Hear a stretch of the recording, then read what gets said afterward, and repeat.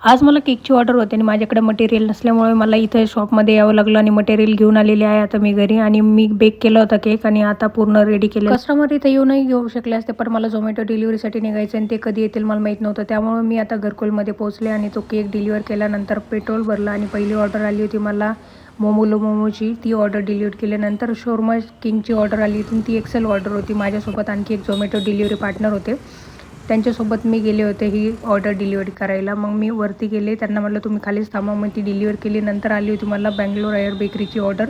हे माझे फॅनच निघाले, त्यांनी मला ओळखलं आणि ते म्हटले तुम्ही व्हिडिओज बनवताना. मग ही ऑर्डर इथं डिलिव्हर केली.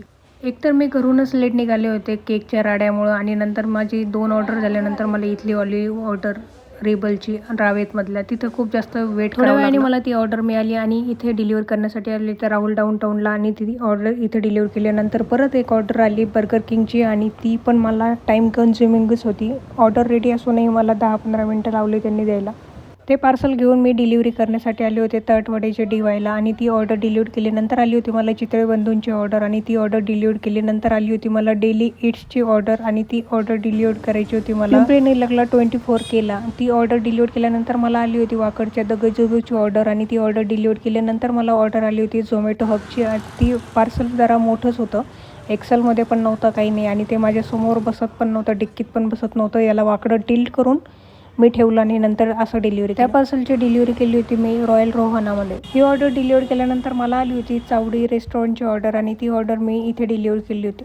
त्यानंतर आली होती मला दिल्ली दरबारची ऑर्डर आणि ही ऑर्डर डिलिव्हर केल्यानंतर मला आली होती थेरगावच्या अतिथी रेस्टॉरंटची ऑर्डर आणि इथे माझ्यासारखे खूप डिलिव्हरी पार्टनर्स होते आणि त्यांचे पार्सल रेडी नव्हते, माझंच पार्सल रेडी होतं. मला तिथं रेडी भेटलं, पण इथं कस्टमरने खूप माझा वेळ घेतला कारण आलेच नाही लवकर. आज दिवसभरामध्ये 3 ते 4 लोकांनी मला ओळखलं आणि ते म्हणाले तुम्ही इंस्टाग्रामवर व्हिडिओज बनवता ना. ऐकून चांगलं वाटलं. नेक्स्ट व्हिडिओमध्ये लवकरच भेटू. तोपर्यंत तुम्ही तुमची काळजी घ्या, मी माझी काळजी घेते. बाय.